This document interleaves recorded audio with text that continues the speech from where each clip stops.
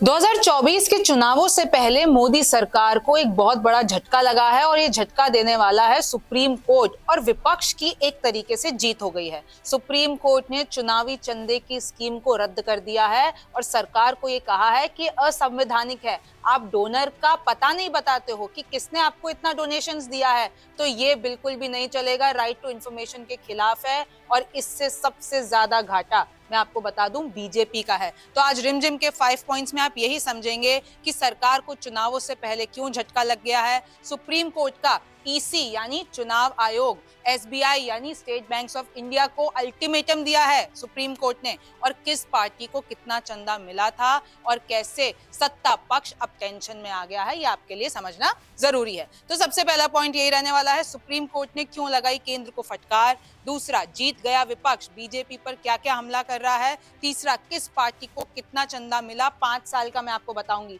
2017 से लेकर 2021-22 तक का, और फिर आपको ये भी बताऊंगी कि कैसे सबसे ज्यादा चंदा बीजेपी के पास आया। और चौथा, इलेक्टोरल बॉन्ड पर विवाद क्यों है, इससे पहले इस पूरे विवाद की जड़ क्या है और कब से शुरू हुआ था। और पांचवा, जिसको नहीं पता है कि पूरा मामला क्या है, ये चुनावी बॉन्ड आखिर होता कैसे है, कैसे खरीदे जाते हैं, क्या इस पे टैक्स रिटर्न मिलता है नहीं, तो सब कुछ आज आपको शो में पता चलने वाला है। सबसे पहले तो आप यही देख लीजिए कि सुप्रीम कोर्ट ने अपने ऐतिहासिक फैसले में ये जो चुनावी चंदे की स्कीम पर रोक लगा दी है और केंद्र को फटकार लगाई है, तो उसके बाद उन्होंने क्या क्या कहा। तो सबसे पहले तो सुप्रीम कोर्ट ने कहा कि ये जो चुनावी चंदे की स्कीम है वो असंवैधानिक है। आपने जो इतने सारे एक्ट्स में बदलाव किया था, कंपनीज एक्ट में, आरबीआई एक्ट में, फॉरेन एक्सचेंज में, तो ये सब गैर कानूनी यानी असंवैधानिक है। तत्काल प्रभाव से इसको रोक दिया जाए। और इनफैक्ट ये भी कहा है कि अभी ताजे में जो इलेक्टोरल बॉन्ड इशू हुए हैं, मतलब 15 दिन के अंदर अंदर, और अगर अभी तक पॉलिटिकल पार्टीज ने उसको इनकैश नहीं करवाया है तो वो भी आप वापस से दे दो, जो भी डोनर है। और मैं आपको फिर बता दूं कि सुप्रीम कोर्ट ने ये कहा कि ये सरासर राइट टू इंफॉर्मेशन एक्ट के खिलाफ है कि आपको चुनावी चंदा कहां से आ रहा है, कौन सी कंपनी दे रही है, आप बता ही नहीं रहे हो, ये सार्वजनिक ही नहीं कर रहे हो, ना विपक्ष को पता है ना किसी और को पता है। सूचना के अधिकार का उल्लंघन है कि इतना सारा पैसा आपको आखिर दे कौन रहा है, और ऐसी भी पॉसिबिलिटी है कि आपके पास इतना सारा पैसा आ रहा है और सबसे ज्यादा सत्ता पक्ष पे आ रहा है, तो फिर आप रिटर्न में उन कंपनीज को फायदा भी पहुंचा रहे होंगे। 2019 से 23 का आंकड़ा एसबीआई, और एसबीआई को अल्टीमेटम दिया है 6 मार्च तक का कि 6 मार्च तक आप हमको बताओ कि 2019 से लेकर 2023 तक किस किस पॉलिटिकल पार्टी को पैसा दिया है, उसका नाम क्या है, कब दिया है, कितना पैसा दिया है, हमें सारी डिटेल्स चाहिए। और जब एसबीआई ये डिटेल दे देगा, उसके बाद election of commission of India ये सारे आंकड़ों को सार्वजनिक करेगा अपनी वेबसाइट पे। कब तक? अल्टीमेटम है 13 मार्च 2024 तक। कंपनी एक्ट में संशोधन मनमाना और असंवैधानिक, मैं आपको बता चुकी हूँ यही कि जितने भी ये इलेक्टोरल बॉन्ड स्कीम बनाने के लिए जितने भी एक्ट्स में आपने बदलाव किए सत्ता पक्ष ने यानी मोदी सरकार ने, वो गलत था, असंवैधानिक है। और मैं आपको बता दूं ये बहुत बड़ा डिसीजन हो जाता है।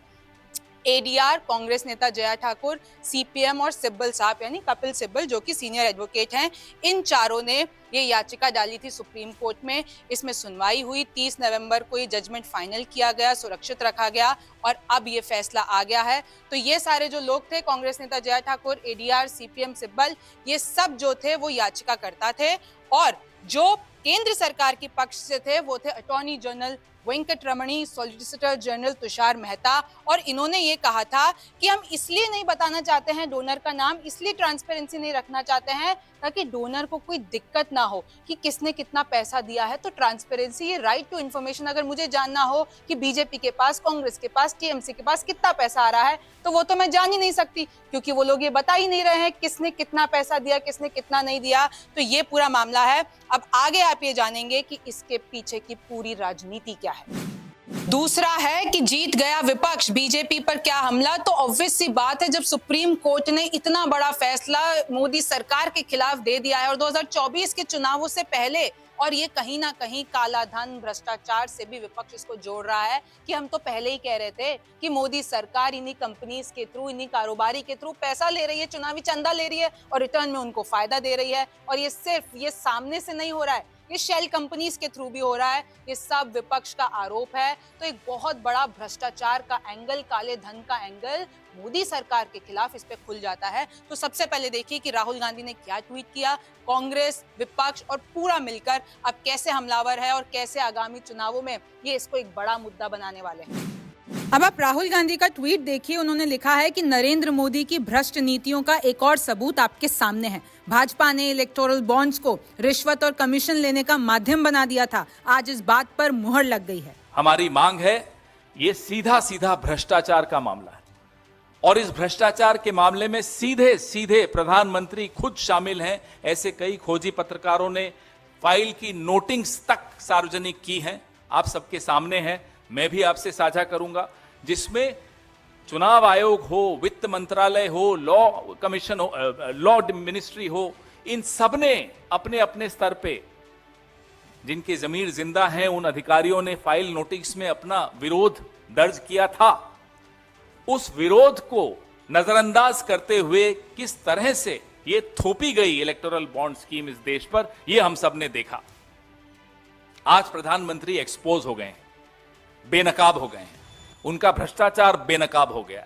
ये भ्रष्टाचार मैं कहूं, बचते हुए कह दूं कि भाजपा का भ्रष्टाचार है, ये इलेक्टोरल करप्शन है, ये सब मुझे लगता है लाग लपेट की बात होगी। ये सीधा सीधा प्रधानमंत्री द्वारा किया गया एक भ्रष्टाचार है, जिसको कानूनी जामा पहनाने का प्रयास किया गया। मनी बिल लाकर आपने मनी का इंतजाम कर दिया विधायक खरीदने के लिए, कोयले की खदान देने के लिए, हवाई अड्डे देने के लिए, अपने मित्रों को उपकृत करने के लिए। ये आपके सामने है आज। तीसरा, आप ये भी जान लीजिए कि चुनावी चंदा मिलता कितना है और अभी तक कौन कौन सी पार्टी को कितना मिला है। तो जो एडीआर है और चुनाव आयोग की रिपोर्ट को अगर मैंने जब खंगाला तो ये पता चला कि 2017 से 2021 तक कितना चंदा मिला है, तो ये 57% तो सिर्फ भारतीय जनता पार्टी को मिला है। कि अगर 100% पैसा आया है, यानी 100 रुपए पैसा आया है, सपोज, ये तो करोड़ों में आता है लेकिन मैं आपको एग्जाम्पल के लिए बता रही हूँ, 100 रुपए आया है तो उसका 57% तो बीजेपी के पास ही गया है। बीजेपी को कितने मिले? 5272 करोड़, कांग्रेस को 952 करोड़, और ये 10%। अगर बीजेपी को 57% मिल रहा है तो दूसरे नंबर पे पार्टी है कांग्रेस, जिसको 10% मिल रहा है। तीसरा टीएमसी को करीब 768 करोड़, तो आप ये देख लीजिए तीसरे नंबर पर टीएमसी। फिर बीजेडी जो नवीन पटनायक की पार्टी है, उड़ीसा की बीजू जनता दल, उसको कितना 622 करोड़। डीएमके को जो कि साउथ की पार्टी है 432 करोड़, एनसीपी को 51 करोड़, आम आदमी पार्टी को 44 करोड़, जेडीयू को जो कि नीतीश कुमार की पार्टी है 24 करोड़, लेफ्ट बीएसपी ये मायावती की पार्टी है, एनपीपी जो मेघालय की पार्टी है, इनको कोई चंदा नहीं मिला। और इसका एक रीजन भी यही है कि ये जो लेफ्ट की पार्टी है सीपीआईएम, वो भी एक याचिकाकर्ता में थी और उसने ही ये सुप्रीम कोर्ट को बोला था कि चुनावी चंदे की स्कीम बहुत गलत है। और एक रीजन ये भी हो सकता है क्योंकि इन लोगों को मिल ही नहीं रहा था 3000 करोड़ रुपए। दूसरे 29 दलों को आप देख लीजिए कि 57 तो बीजेपी के पास जा रहा है, और अगर 3000 करोड़ को मैं बांट दूं तो उसमें 29 दलों में वो बट रहा है। और ये 3000 अगर 29 में बट रहा है तो आप ये देखिए कि 5272 करोड़ सिर्फ और सिर्फ चंदा भारतीय जनता पार्टी को दिया है। और एक आंकड़ा मेरे पास और भी है, ये पेपर ही देखिए, 2017-18 में 95% जो पैसा है इलेक्टोरल बॉन्ड का वो बीजेपी को मिला। ये एडीआर की रिपोर्ट कहती है 2018 और 19 में कांग्रेस से 4 गुना पैसा बीजेपी को मिला। तो ऑब्वियस सी बात है विपक्ष का इस पर विरोध करना लाजमी था और अब इस पर विपक्ष की जीत हो गई है। मार्च 2022 से लेकर मार्च 2023 के बीच कुल 2800 करोड़ रुपए के चुनावी बॉन्ड बेचे गए। इस पूरे पैसे का तकरीबन 46% यानी 46% हिस्सा सिर्फ भारतीय जनता पार्टी के खाते में आया। पार्टी ने फाइनेंशियल ईयर 2022-23 में अपनी तिजोरी में 1294 करोड़ रुपए का इलेक्टोरल बॉन्ड जरिए जोड़े। भारतीय जनता पार्टी को चुनावी बॉन्ड से मिलने वाला पैसा कांग्रेस की तुलना में लगभग 7 गुना था। कांग्रेस 2022-23 में महज 171 करोड़ रकम पार्टी फंड में जोड़ पाई, जबकि इस पार्टी को पिछले फाइनेंशियल ईयर में 236 करोड़ रुपए मिले थे। चौथा, अब आपको इसकी हिस्ट्री भी जान लेनी चाहिए ना कि आखिर इस पर इतना विवाद क्या था, क्या क्या किसने बोला। आरबीआई चिंता जता चुका था, इलेक्शन कमीशन चिंता जता चुका था। उसके बाद भी पिछले 5 साल से, ये 6 साल से स्कीम चली आ रही है। सबसे ज्यादा फायदा बीजेपी को हो रहा है। तो पूरा विवाद कहां से शुरू हुआ, ये आपको जानना बहुत जरूरी है। 2017 में अरुण जेटली ने इसे पेश करते वक्त दावा किया कि इससे राजनीतिक पार्टियों को मिलने वाली फंडिंग और चुनाव व्यवस्था में पारदर्शिता आएगी, ब्लैक मनी पर अंकुश लगेगा। दूसरी ओर इसके विरोध करने वालों ने कहा था कि इलेक्टोरल बॉन्ड खरीदने वाले की पहचान जाहिर नहीं की जाती है, इससे ये चुनावों में काले धन के लिए इस्तेमाल का जरिया बन सकता है। कुछ लोगों का आरोप तो ये भी है कि स्कीम को बड़े कॉर्पोरेट घरानों को ध्यान में रखकर लाया गया है। इससे ये घराने बिना पहचान उजागर किए जितनी मर्जी उतना चंदा राजनीतिक पार्टियों को दे सकते हैं और फिर रिटर्न में वो बड़ा लाभ लेते हैं। आरबीआई ये पहले भी आशंका जता चुका है कि इलेक्टोरल बॉन्ड की आड़ में भ्रष्टाचार हो सकता है, इन बॉन्ड्स का गलत इस्तेमाल हो सकता है, शेल कंपनीज के थ्रू पैसा ट्रांसफर हो सकता है। और मैं आपको ये भी बता दूं कि चुनाव आयोग ने निर्दलीय उम्मीदवारों, नई नवेली पार्टियों के लिए ये चुनावी बॉन्ड उपलब्ध न होने पर और चंदा देने वालों के नाम पता गुमनाम रखने पर कुछ चिंताएं जाहिर की थी। इस मामले की सर्वोच्च अदालत में सुनवाई के दौरान इलेक्शन कमीशन ने कहा था कि वो इस तरह की फंडिंग के खिलाफ नहीं है, लेकिन चंदा देने वाली कंपनी या व्यक्ति की पहचान गुप्त रखने से चिंतित है। तो देखिए, ये तो आपने जान ली कि इसके पीछे की पॉलिटिक्स क्या है। अब आप ये जानिए कि जिसने पहली बार ये मुद्दा सुना है कि आखिर चुनावी बॉन्ड होता क्या है, तो उनके लिए भी ये 5 पॉइंट बहुत जरूरी हो जाता है कि क्या है चुनावी बॉन्ड, कैसे खरीदे जाते हैं, कि क्या टैक्स रिटर्न मिलता है, कैसे सिर्फ एसबीआई इसको इशू करती थी। देखिए, अब रद्द हो चुके हैं, लेकिन इसके बारे में जानना आपके लिए बहुत जरूरी है। और ये भी देख लीजिए कि मैंने कुछ टाइम पहले ही इस पे वीडियो बनाई थी कि आखिर ये पूरा मामला था क्या, तो उस वीडियो को एक बार आप देख लीजिए। अब सबसे पहले तो आप यही जान लीजिए कि आखिर ये चुनावी चंदा यानी इलेक्टोरल बॉन्ड होता क्या है। तो देखिए, 2017 में मोदी सरकार ने इसका ऐलान किया, स्कीम का ऐलान किया। इसके तहत क्या होता है कि कोई भी व्यक्ति जिसके पास इंडियन सिटीजनशिप है या कोई भी कंपनी, वो किसी भी पॉलिटिकल पार्टी को चंदा दे सकती है और कितना भी पैसा दे सकती है। डोनर को अपना नाम बताने की जरूरत नहीं है कि अगर किसी कंपनी ने ये डोनेट किया है, डोनेशन दिया है किसी पॉलिटिकल पार्टी को या किसी व्यक्ति ने दिया है, तो उसको अपनी आइडेंटिटी रिवील करने की बिल्कुल भी जरूरत नहीं है। 2017 से पहले मैं आपको बता दूं कि ऐसा नहीं होता था। हर डोनर को अपनी आइडेंटिटी बतानी पड़ती थी। अगर 20,000 से ज्यादा पैसे दिए हैं आपने किसी भी पॉलिटिकल पार्टी को, तो आपको अपनी आइडेंटिटी बतानी पड़ती थी। लेकिन 2017 के बाद जब मोदी सरकार ने इस इलेक्टोरल बॉन्ड का ऐलान किया, तब से ये वाला जो था रूल वो हट गया। 20,000 रुपए से ज्यादा पर पहचान बताओ। जैसे मैं आपको बता रही थी कि 2017 से पहले ऐसा होता था कि आपको अपनी आइडेंटिटी बतानी पड़ती थी, लेकिन अब 2017 के बाद ऐसा नहीं है। 2017-18 के बजट में हुआ ऐलान, तो इस इलेक्टोरल बॉन्ड का 2017 और 18 में जो बजट पेश हुआ था उसमें इसका ऐलान हुआ था और 2018 में इसको इशू किया गया। संविधान के 5 एक्ट में बदलाव किया गया। आप देखिए, इस चुनावी चंदे के लिए या इलेक्टोरल बॉन्ड स्कीम के लिए मोदी सरकार ने संविधान के 5 एक्ट में बदलाव किया। अब वो 5 एक्ट कौन कौन से थे? आरबीआई एक्ट, आईटी एक्ट यानी income tax act, companies act, foreign contributions regulations act, representation of people act, इन सब में बदलाव किया। उसके बाद ये स्कीम लाई गई और इसमें यह भी देखा गया है कि ज्यादातर बड़े कारोबारी से चंदा आया है, कि जितनी भी पॉलिटिकल पार्टीज को चंदा आया है वो बड़े बड़े कारोबारियों से साथ में आया है और सबसे ज्यादा जो चंदा आया है वो बीजेपी के पास ही आया है। कोई भी भारतीय सिटीजन या डोनर बैंक से जाकर चुनावी बॉन्ड खरीद सकता है, चाहे फिर वो डिजिटल पेमेंट के थ्रू खरीदे या फिर चेक देकर दे। बस उसकी केवाईसी होनी जरूरी होती है, यानी नो योर कस्टमर, जिससे बैंक के पास डोनर की वेरीफाइड इंफॉर्मेशन होती है। इसके जरिए कोई भी इंसान और कंपनी 1,000 रुपए से लेकर करोड़ों रुपए तक किसी भी पॉलिटिकल पार्टी को डोनेशन यानी चंदा दे सकता है। और ये सारे बॉन्ड्स किस किस फॉर्म में अवेलेबल होते हैं? ₹1,000, ₹10,000, ₹1 लाख, ₹10 लाख एंड 1 करोड़। किसी भी पॉलिटिकल पार्टी को जिसको इस इलेक्टोरल बॉन्ड के थ्रू पैसा मिला है, उसको निर्वाचन आयोग को बताने की ये जरूरत नहीं है कि किसने हमको पैसा दिया है। बस इतना बताने की जरूरत है कि कितना पैसा आया है।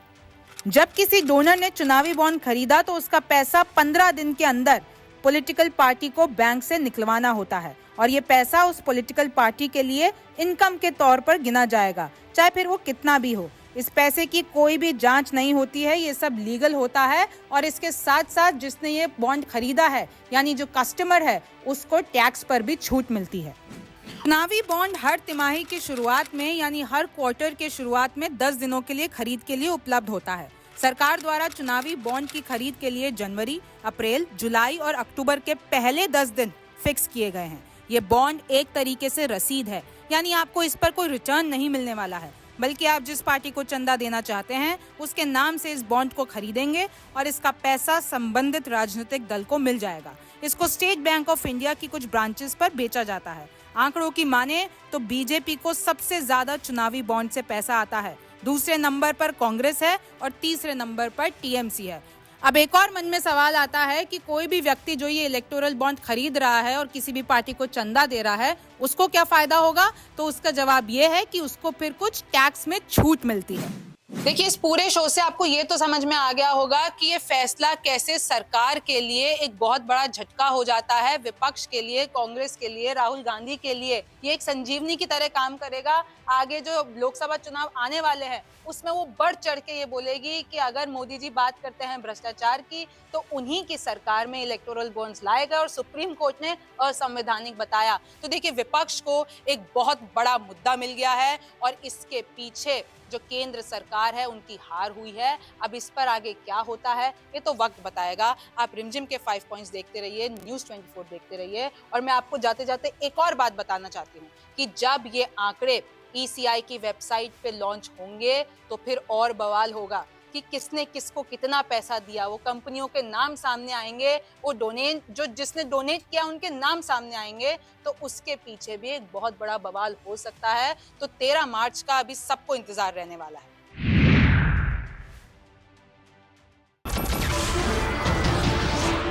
नमस्कार, मैं हूं मानक गुप्ता।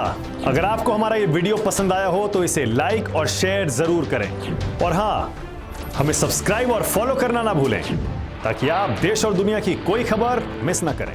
तो जुड़े रहिए हमारे साथ और देखते रहिए न्यूज़ 24।